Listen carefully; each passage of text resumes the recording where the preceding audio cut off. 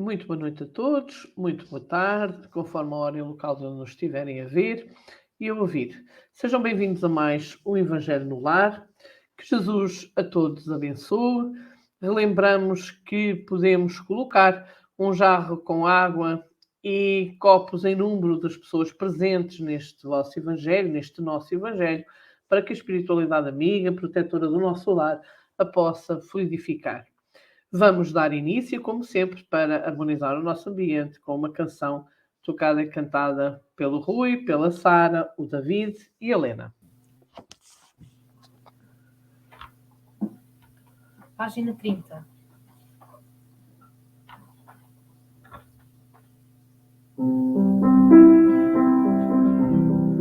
É Jesus quem nos dá a luz, a verdade e a vida. É Senhor para a nossa dor, a melhor guarida. É Jesus quem nos dá a luz, a verdade e a vida. É Senhor para a nossa dor, a melhor guarida. A vida é dura e bem pesada, ninguém esconde seus temores, pois só se quer andar em estrada, sem pedregulhos e sem dores. Se esquece que a lei é justa e que a ninguém dará favores, pagamos erros, isso custa, devemos inventar louvores.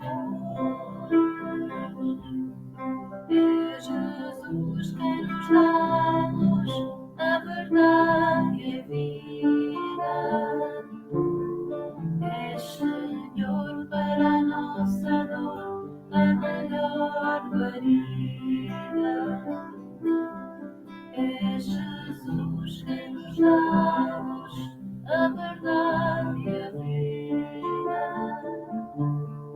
É Senhor para a nossa dor, a melhor guarida. Nós te pedimos, ó Senhor, pelos que sofrem frio e fome, e todos quantos sentem dor, por dores que já não têm dor. Pedimos pelos sós do mundo, que não vivem nosso ideal. Dá-lhes a paz e amor profundo e força para fugir do mal. É Jesus quem nos dá a luz, a verdade e a vida. É Senhor para a nossa dor, a melhor guarida. É Jesus quem nos dá a luz, a verdade e a vida. É Senhor para a nossa dor, a melhor guarida. E a juventude com Jesus, afastada do teu ideal, não quer ver a tua luz e se encaminha para o mal. Nós te pedimos, ó Senhor, que houvesse possa conduzir e dessa forma evite a dor que poderá ter no porvir. É Jesus quem nos dá a luz, a verdade e a vida. É Senhor para a nossa dor, a melhor guarida. É Jesus quem nos dá a luz, a verdade e a vida. É Senhor para a nossa dor, a melhor guarida.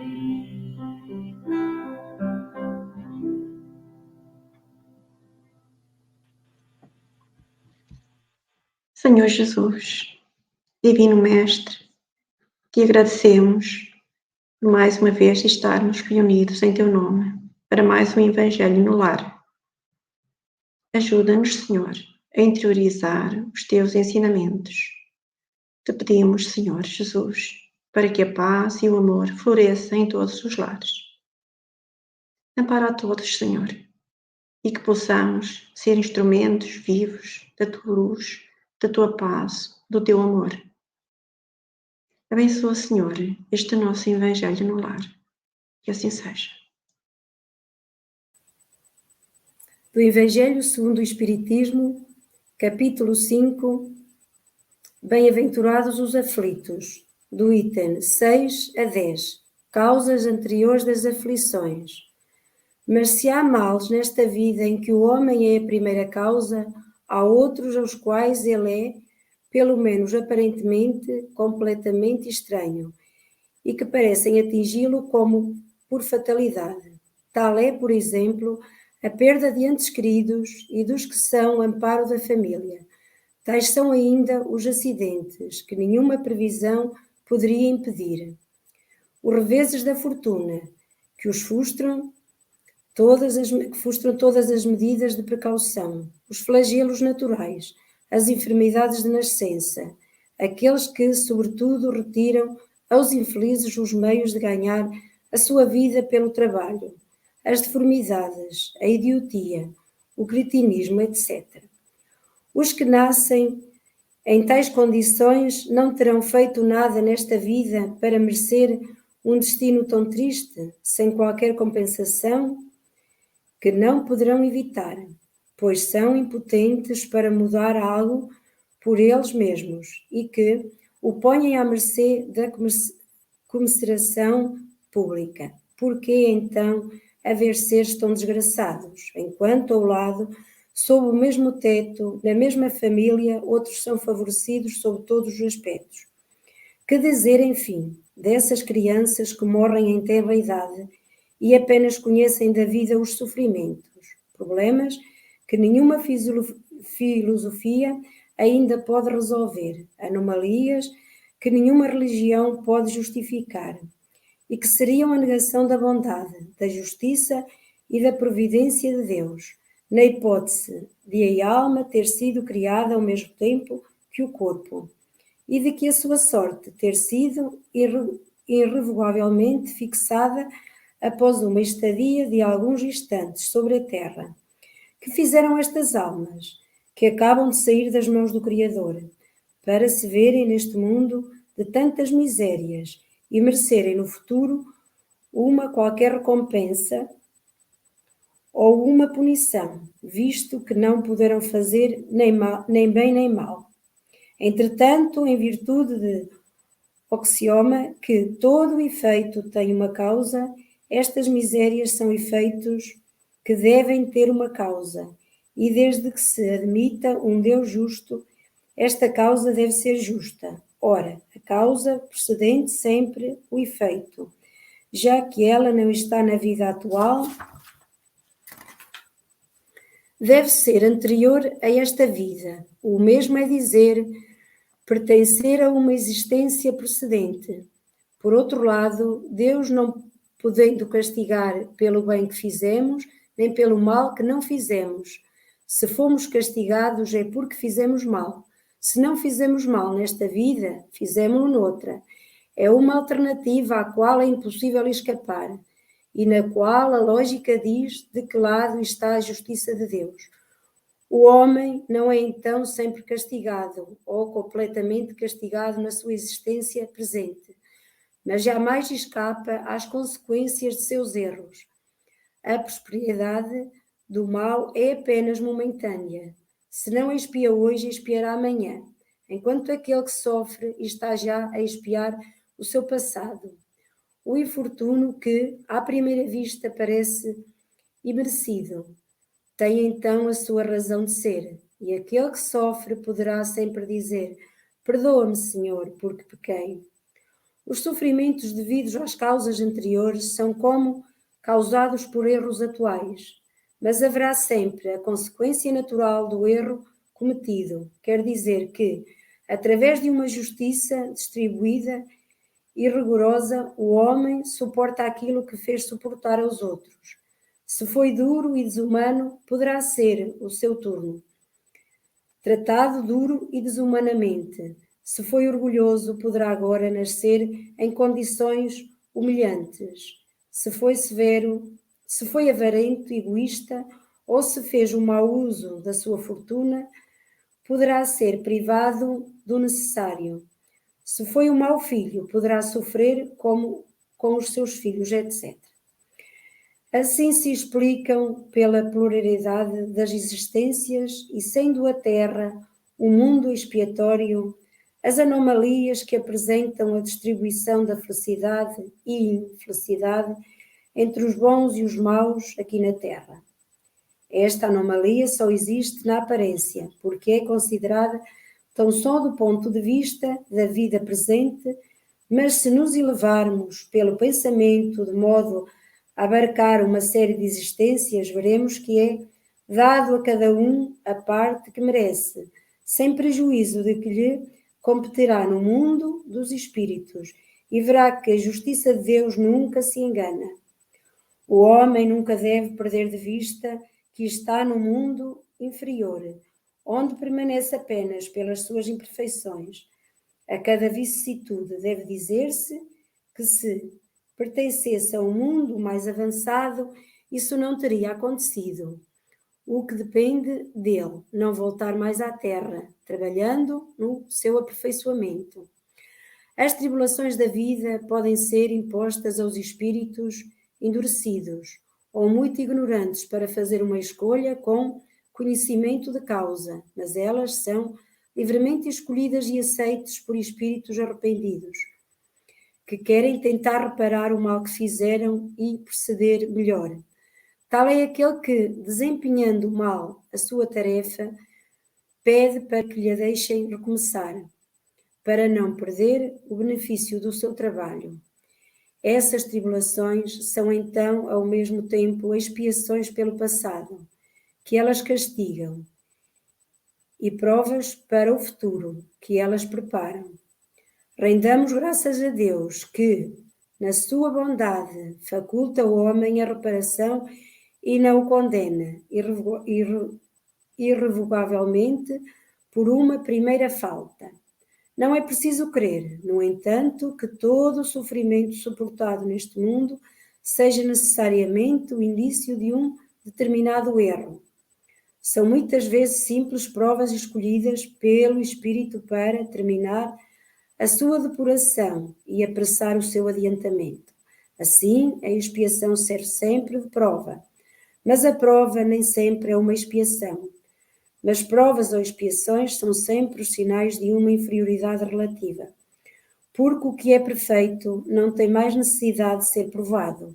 O espírito pode então ter adquirido um certo grau de elevação, mas querendo ainda avançar, solicita uma missão, uma tarefa a preencher, da qual será recompensado.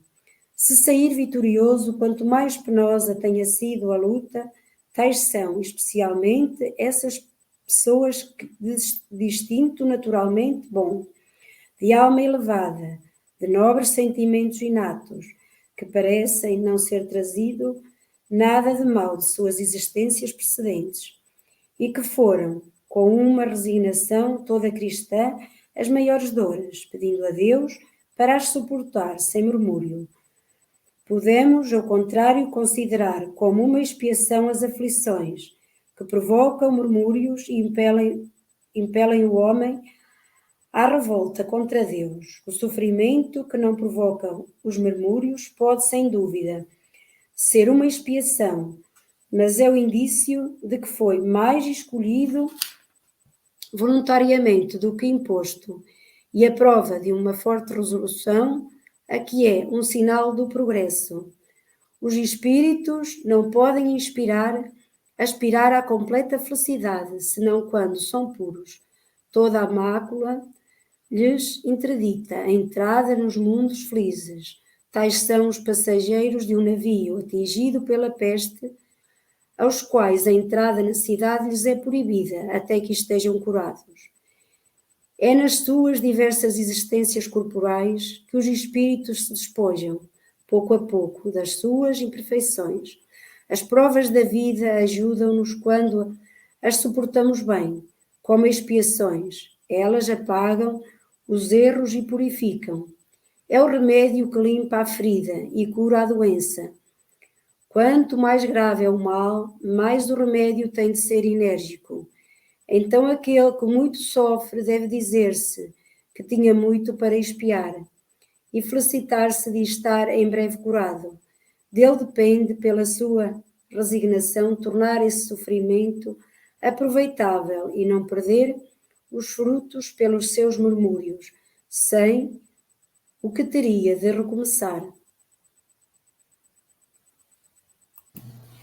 A mensagem de hoje, do livro Vem Comigo, de Maria Teresa Magalhães, psicografado por Arnaldo Costeira, intitula-se Livre-Arbítrio.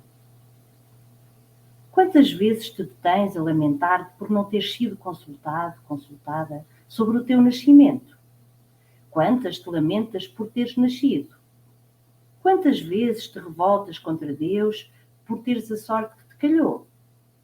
É tempo para pensares verdadeiramente no porquê das coisas, na racionalidade do que aprendeste sobre uma vida que começa no nascimento físico, se prolonga pelos dias mais ou menos difíceis e termina na sepultura, porque no teu íntimo algo te diz que tem que haver alguma coisa superior.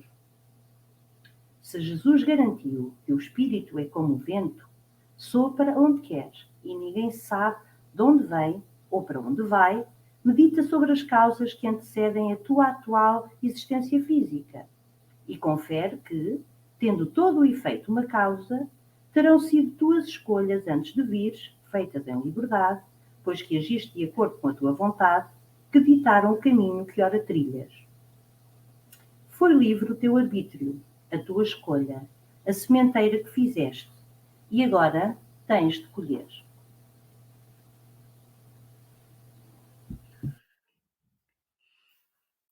As aflições continuam a suscitar em muitas religiões, particularmente aquelas que seguem o cristianismo, que são cristãs, continuam a suscitar nessas religiões muitas dúvidas, mercê das suas interpretações menos exatas. Felizmente que podemos hoje compreender bem e melhor, aceitando perfeitamente todos esses problemas que nos atingem e atingem de uma forma inesperada. Nós nunca sabemos quando é que um dia bom pode amanhã ser um dia menos bom.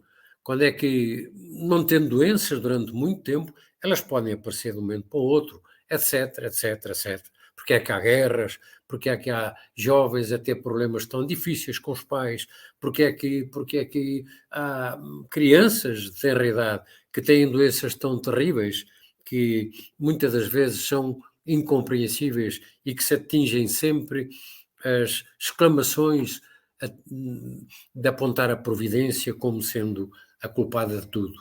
As aflições entendem-se somente, interpretamos nós, pelo facto de sabermos que somos eternos, somos seres imortais, somos espíritos criados por Deus e que temos ao longo da imensa caminhada que temos que realizar, que ir aprendendo, compreendendo as razões da vida, os mecanismos da vida.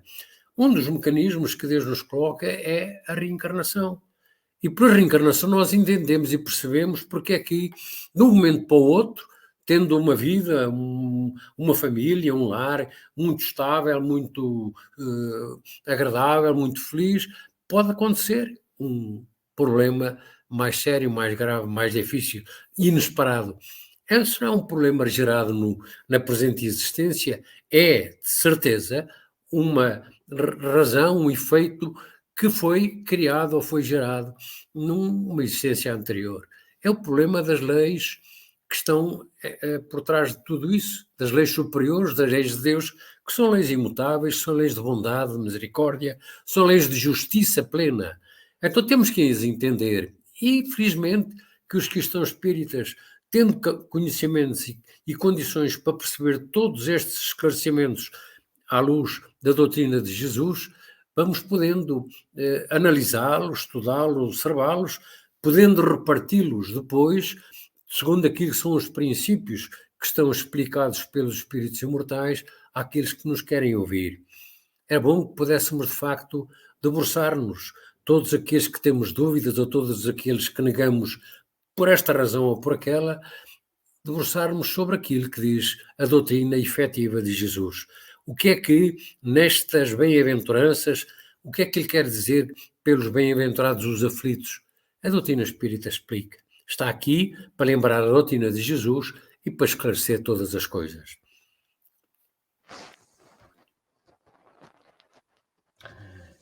Para analisarmos estas leituras, tanto a do Evangelho como a do livro, da mensagem da semana do livro Vem Comigo, precisamos de colocar uma questão. Qual é o objetivo da criação? Sendo Deus tão perfeito, não faria sentido que criasse tudo perfeito, no sentido de que todos nasceríamos perfeitos em termos evolutivos. Com certeza que a criação divina é perfeita, todas as suas leis são perfeitas. Então, uma das provas da inteligência suprema de Deus é precisamente o objetivo da sua criação. Deus criou-nos a todos para que pudéssemos ser nós os instrumentos da evolução, que pudéssemos ser nós a evoluir por esforço próprio, uma vez que temos aquilo a que a segunda leitura também nos fez relembrar, o livre-arbítrio. O livre-arbítrio é a liberdade para tomar decisões. Nós fazemos as nossas escolhas conforme o conhecimento que vamos tendo.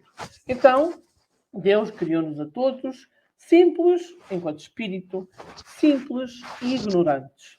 E à medida que, no início da nossa criação, com certeza que não poderíamos fazer escolhas. Podemos comparar-nos a uma criança, a um bebé que nasce e vai aprendendo regras básicas, vai aprendendo a gatinhar, vai aprendendo a caminhar, vai aprendendo a falar, vai aprendendo que não pode tocar numa tomada porque pode apanhar um choque. Aprendendo a caminhar é caindo, não é? Que vai aprendendo a levantar-se também. E, portanto, podemos nos comparar tal e qual uma criança, salvo, obviamente, as devidas limitações no que diz respeito ao espírito em si, mas fomos criados simples e ignorantes e no início da nossa criação não tínhamos ainda o livre-arbítrio, a liberdade de escolha. Essa capacidade de escolher somos nós que a vamos adquirindo à medida que vamos aumentando o nosso conhecimento acerca da vida. Então é precisamente esse livre-arbítrio que nos vai distinguir dos animais, dos restantes seres vivos, uma vez que temos inteligência e que podemos tomar as nossas decisões pelo conhecimento que adquirimos. Então, se o objetivo é a evolução e nós fomos criados simples e ignorantes, com certeza que alcançaremos a perfeição.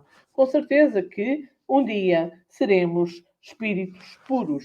Depende de nós alcançarmos essa perfeição mais rapidamente ou mais lentamente. E é aqui que surgem as aflições.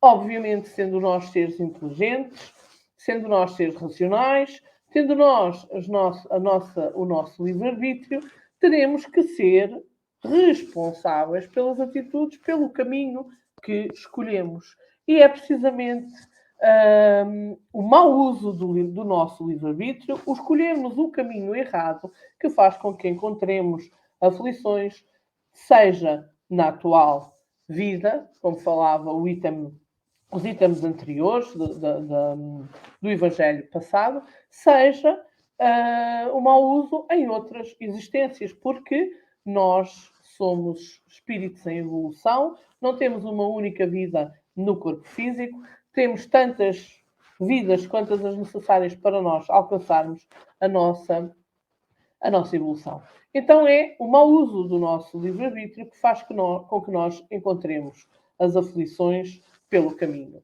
Não as podemos considerar como um castigo, não é? Porque é resultado das nossas atitudes. Na prece, ou na oração que Jesus ensinou, o Pai Nosso, a uma certa altura nós dizemos: seja feita a vossa vontade, não é? Pai Nosso que estás no céu, santificado seja o vosso nome, venha a nós o vosso reino e seja feita a vossa vontade. E qual será a vontade de Deus?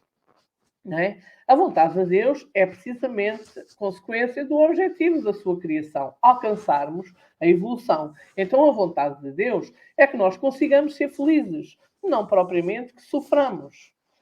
Então, para nós conseguirmos ser felizes, temos que usar bem o nosso livre-arbítrio, fazer boas escolhas. A espiritualidade diz que Jesus fez a sua evolução numa linha retilínea, ou seja, aproveitou todas as oportunidades que teve nas suas diversas vidas. Com certeza que pode ter errado, mas quando encontrou uma aflição, aproveitou, não se revoltou, aprendeu com ela e fez diferente. Então fez uma evolução quase que numa linha retilínea. E Jesus foi criado simples e ignorante, tal como nós fomos.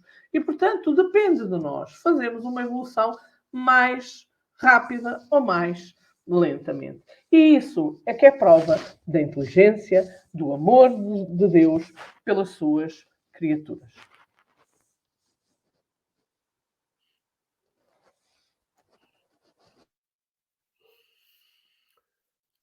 Vamos pedir, Senhor. Vamos pedir, conforme nos ensinaste, por todos aqueles que até hoje ainda não procuraram conhecer-te melhor. Vamos pedir por todos aqueles que sofrem, Senhor, que sofrem nos seus lares, que sofrem nos hospitais, que sofrem por esse mundo, nas guerras, nas perseguições, as dificuldades do caminho.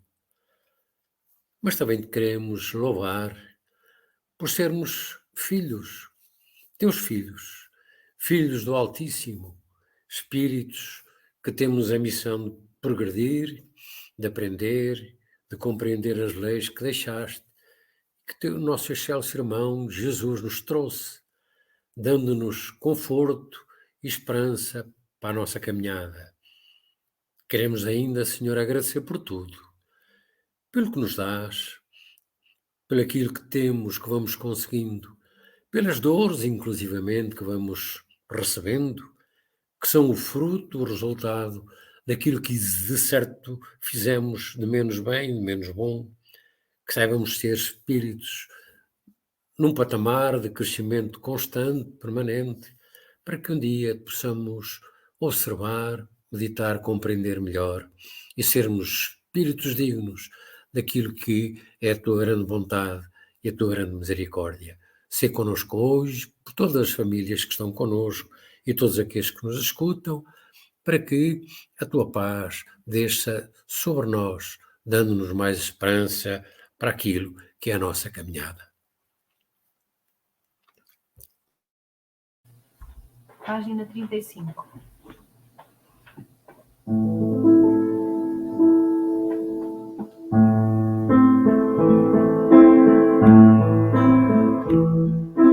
Meio da tormenta e da dor, só a fé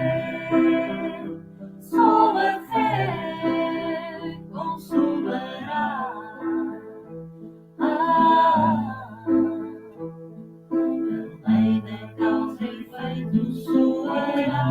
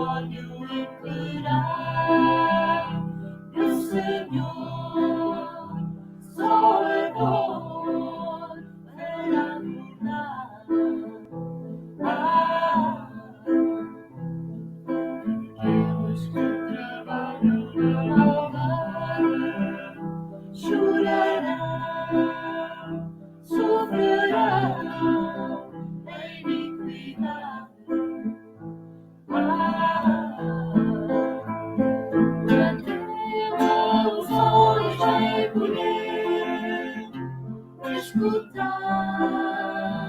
aprendei os frutos da forma de viver. Nós os bons, nós os maus, tal é a lei.